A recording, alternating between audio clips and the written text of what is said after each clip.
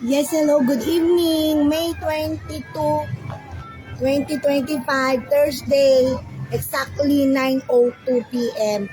Hello, Bol. Kakabukas ko lang ng radyo. Sorry. Pero mahal na mahal kita, Bol. Nagme-makeup lang ako, Bol, ha? It's 9:05 na. Nung nagpatugtog ka ng radyo.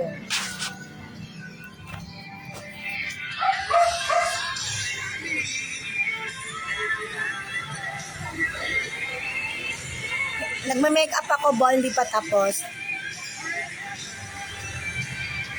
Wait lang, Bol.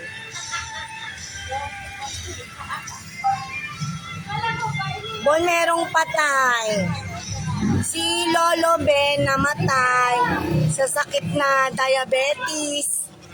Asawa siya ni Lola Gunding.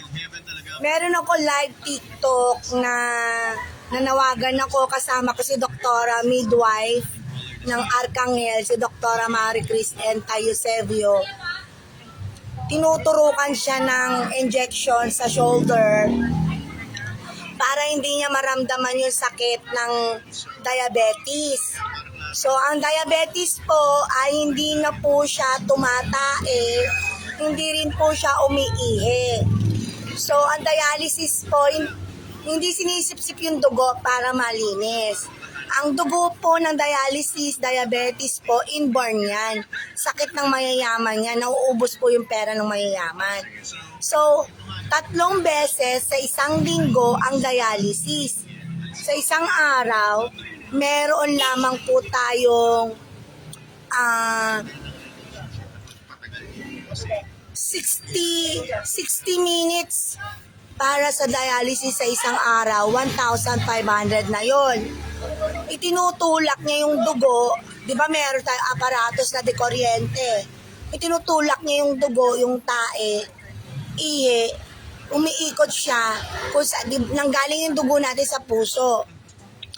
Tapos, yung kidney natin, tagalinis din siya ng dugo. So, hindi na po pwede uminom ng alak ang diabetes dialysis. Masakit po sa isang tao pag taing-tain na siya. Gusto niya kumain lahat ng pagkain, pwede. Basta uminom lang po kayo ng metformin. Tapos, pag inihin na siya, hindi rin makalabas yung ihi niya. Hindi siya makatulog. Alam niyo na po yung dialysis sa aparato, sasaksak nyo sa kuryente, di ba?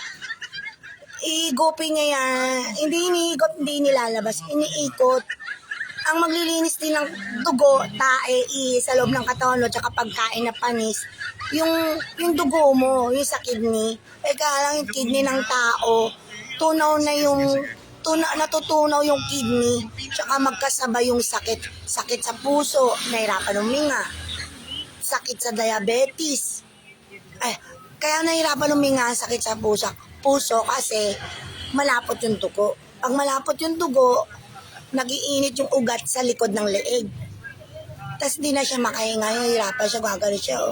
Pero wala siyang nararamdaman na sakit. Kahit gusto mo punitin yung damit mo, hindi mo kaya punitin kasi yung buto ng kamay mo malalambot. Wala kang mararamdaman kapag high blood ka, may